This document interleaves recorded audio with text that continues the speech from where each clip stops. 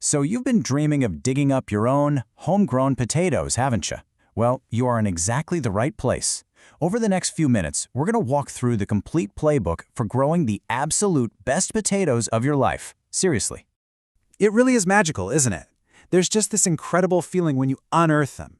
You turn one little seed potato into a whole pile of food. That's the feeling we're going for in this explainer, and I promise I'm going to show you exactly how to get there. So here's our game plan, our gardener's journey. We're going to start with prep school for potatoes, then get into the planting day playbook. After that, we'll cover the growing season guide, move on to garden guardian duty, and finish up with the best part, the grand harvest. Let's dig in. First stop, prep school. You know, an amazing harvest doesn't just happen by accident. Nope. It all starts right here, with picking the right kind of potato and giving it the perfect head start. Okay, the very first choice you have to make, and it's a big one, is between determinate and indeterminate potatoes. The easiest way to think about it is this. Determinate types are like sprinters. They're fast, they mature quickly, and they produce all their potatoes in one single layer. Indeterminate types, they're the marathon runners. They take longer and they keep producing potatoes all the way up the stem as it grows. This one decision changes everything from how you plant to how you harvest. Want to know a secret that pro gardeners use to get a jump on the season? It's called chitting. I know, it's a kind of funny word, but it's a brilliant little trick. You're basically waking up your seed potatoes before you even plant them by encouraging them to sprout. This one simple step can shave off up to 2 weeks of growing time in the garden. That's a huge deal, especially if you have a shorter growing season. And here's a fantastic little hack to get more plants for your money. If you have some big seed potatoes, you can actually cut them into smaller pieces. Just make sure every piece has at least 1 or 2 of those little eyes on it. That's where the sprouts come from. Then, and this is key, let them sit out for a day or so. The cut side will dry and form a protective callus, which stops it from rotting in the soil. And just like that, you've turned one potato into several new plants. All right, our potatoes are officially prepped. Now we get to the really exciting part, the planting day playbook. It's time to get these spuds in the ground. This is where the real action starts. You know, with potatoes, timing is absolutely everything. And here's a surprise. You can actually plant them a few weeks before your last frost since the soil protects them. The big thing to avoid is cold, soggy soil. That's a recipe for rot. And pay attention to those temperatures on the slide. Potatoes love cool weather.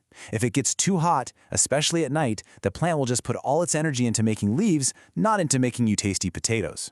Now, potatoes aren't super picky, but they do have 3 non-negotiables for their new home. First, that soil has got to be nice and loose. The tubers need room to stretch out and grow big without a fight. Second, they are heavy feeders, so mixing in some good compost is a must.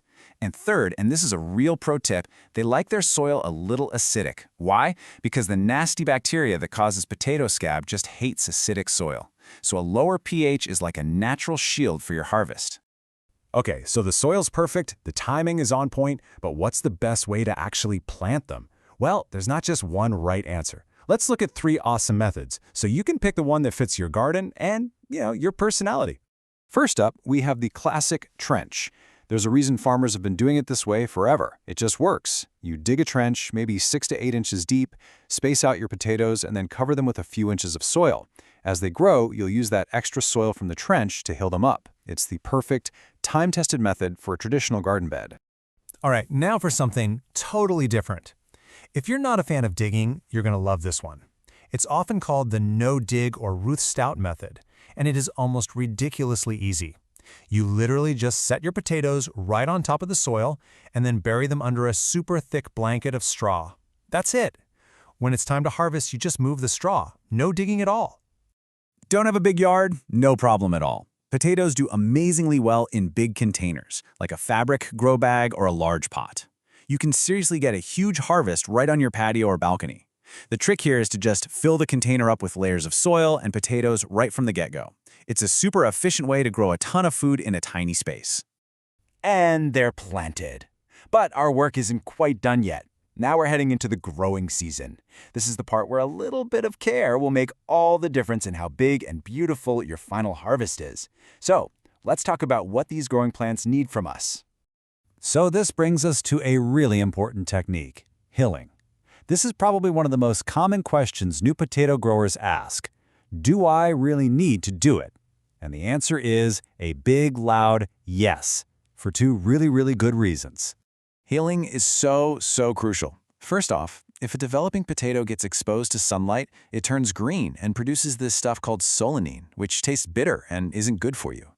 Healing keeps them safe in the dark. And second, remember those indeterminate marathon runner potatoes? Every time you hill them, you're giving the plant more stem to grow even more potatoes on. You're literally building a bigger potato factory. When it comes to feeding your potatoes, think of it in 2 phases. Phase 1, when you plant, is all about balanced nutrition. The plant needs to build a big, leafy factory. But then, about a month later, we switch to Phase 2. Now we want to give it less of the leafy green nutrient, that's nitrogen, and way more potassium. Potassium is the signal that tells the plant, okay, stop making leaves, it's time to make potatoes. Get this right, and you'll get huge potatoes, not just huge plants. Your plants are growing like crazy, they look fantastic, but guess what? You're not the only one who thinks so. It's time to step into your role as garden guardian. Let's talk about the #1 bad guy you're going to face and the simple, organic way to win the fight. Okay, meet your main nemesis, the Colorado potato beetle. The adults are pretty easy to spot with their stripes, but it's their little soft-bodied larvae that are the real problem. I'm telling you, they can chew a healthy plant down to sticks in just a few days, which completely stops it from making potatoes. The best part is, you don't need any nasty chemicals to deal with these guys. The best defense is just being present. Go out and check your plants every couple of days. If you see a beetle, just pick it off and plop it into a little bucket of soapy water. And even more important, flip over the leaves and look for those bright yellow egg clusters. Just scrape them off and you've stopped the next generation before they even had a chance. So you've done it. You prepped, you planted, you cared for them, you protected them. And now the leaves are starting to fade and fall over, and that can only mean one thing. It is time for the grand harvest. This is it. This is the moment we have all been waiting for. You know, when you harvest is just as important as how. If you're feeling impatient, a couple of weeks after the plants flower, you can carefully sneak your hand in and grab some small, tender, new potatoes with super thin skins. For your main crop, you wait till the plants start to yellow. But if you want potatoes that will last all winter, you have to be patient. Wait until those vines are totally dead. That's what allows the skins to get tough and ready for long-term storage. Okay, a few last quick tips to make sure your amazing harvest actually lasts. A week or 2 before you plan to dig, stop watering. This tells the potatoes it's time to toughen up their skins. When you do dig, be gentle. Bruised potatoes don't store well. Let them air dry for a few hours, brush off the big clumps of dirt, but whatever you do, do not wash them. That little bit of dry soil actually helps protect them. Then, just find them a cool, dark, dry home. And there you have it, the whole journey, from one single seed potato all the way to a pantry full of delicious food. We've gone through everything from prepping and planting to protecting and harvesting. So the only question left is, which kind will you grow first?